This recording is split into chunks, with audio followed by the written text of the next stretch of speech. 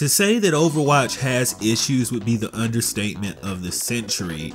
Overwatch suffers from a number of issues from an array of different places. Not only, does it suffer from problems of different meta issues going on, which I feel like might be the smallest source of issues for Overwatch, but it suffers from problems not only from the community, but most importantly from the developers themselves. Their indecisiveness, their poor decision making, and at times they just have a tendency to completely throw their hands up and blame the community for why the community is so toxic. So today I'm actually gonna liven you guys up, enlighten you as to why Overwatch is going to eventually fail. And it's not going to be one of those videos talking about meta, this character gets nerfed, that character gets nerfed, because it actually matters very little with all these little inconsequential changes that they make to these heroes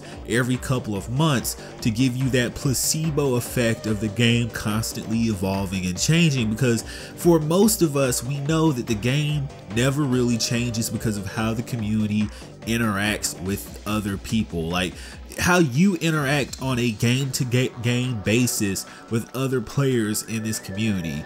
I get tired of seeing Jeff Kaplan come up every couple of weeks with his little update videos talking about, well, we balanced this character, we changed this number here, we did this, and we feel confident that this is going to change the community and make the game even better than it was before we did this. I sit there and I listen to those little update videos, developer videos, and I laugh, and sometimes I just shake my head because I get tired of these videos, because it's almost as though either he doesn't know what's going on with his own game, or he knows it and he's just condescending and insulting everyone's intelligence. The problem with Overwatch, again, extends to community toxicity because of poor decisions made by the publishers, the developers, and everyone in management with Overwatch. Let me explain. You can change a hero 1,000,000 times over, but is that gonna make your team function better in the game of Overwatch? Yes or no?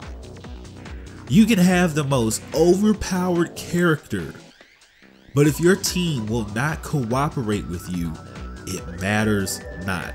Now, the number one issue in Overwatch right now is team cooperation.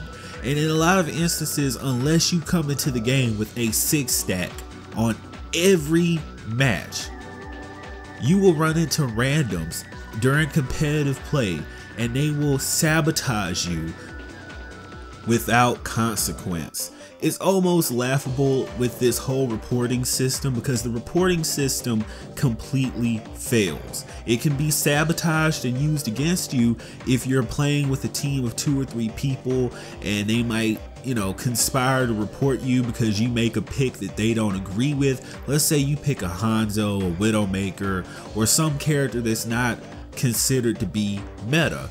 Well, all those people can conspire together to report you and misuse the system. And because this system is not an actual authentic system that reaches a real person and authenticates the report with evidence or some kind of actual material that you can use in a report, it's automatically just treated as a counter. Oh, you've been reported 1, 2, 3, 4 times, no authentication, no investigation, just bam, it's done. That's already contributing to the toxicity. But more importantly, you can't actually report offenders who are, just randomly put together. Let's say you're the only person that reports a person for actually sabotaging a match. Let's say there's no communication in the game, which is a huge reason for the toxicity and the failure of Overwatch as a game online as far as competitive play is concerned.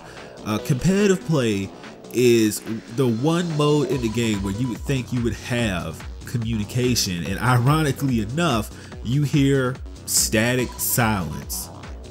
And I can almost understand why in some instances, because you don't want to get reported for abusive chat. because you just commenting on a person playing poorly and refusing to switch could be interpreted as abusive chat. So in a way, the reporting system has caused a phenomenon where people just don't communicate.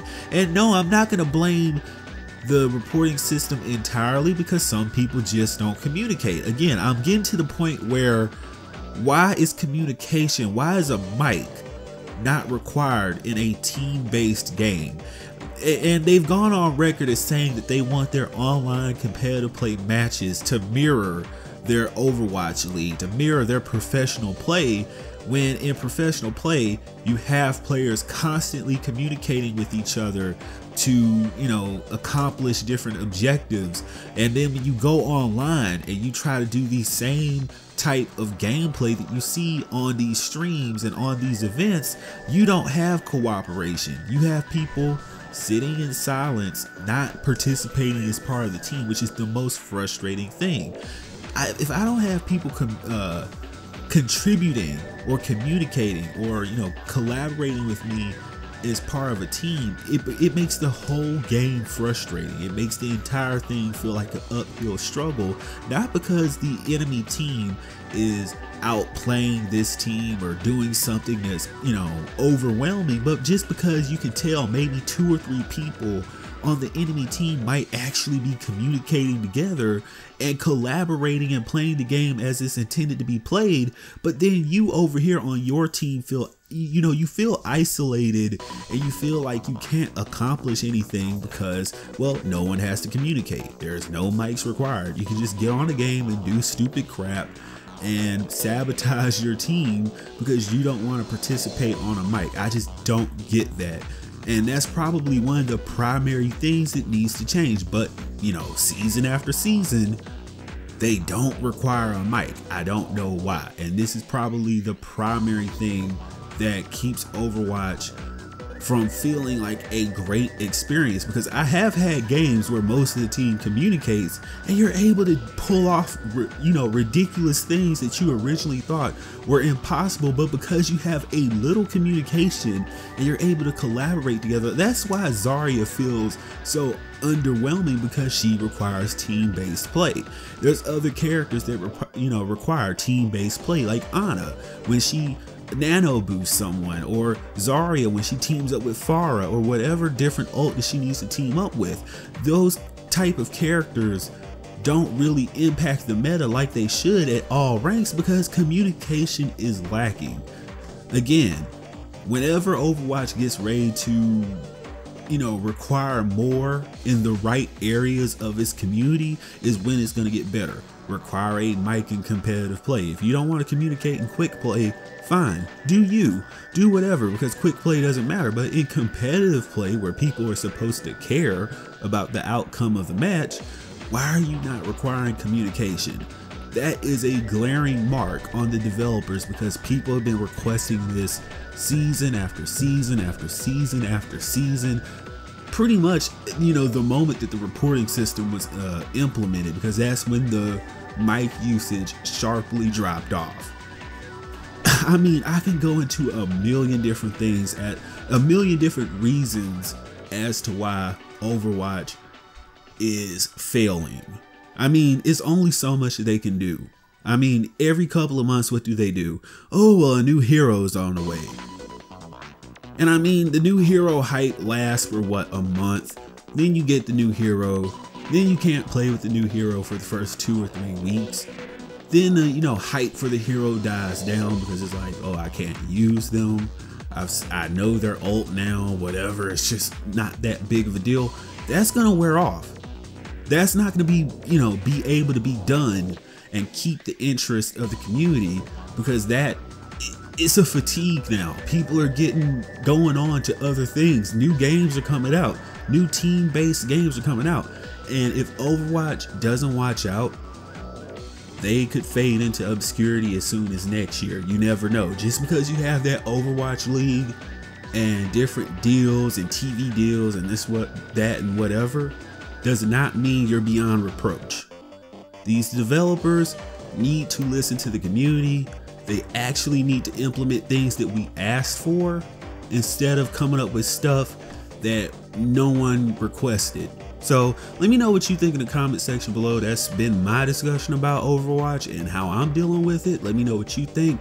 Hit that subscribe button, click that notification bell, and I will see you in the next video. Peace.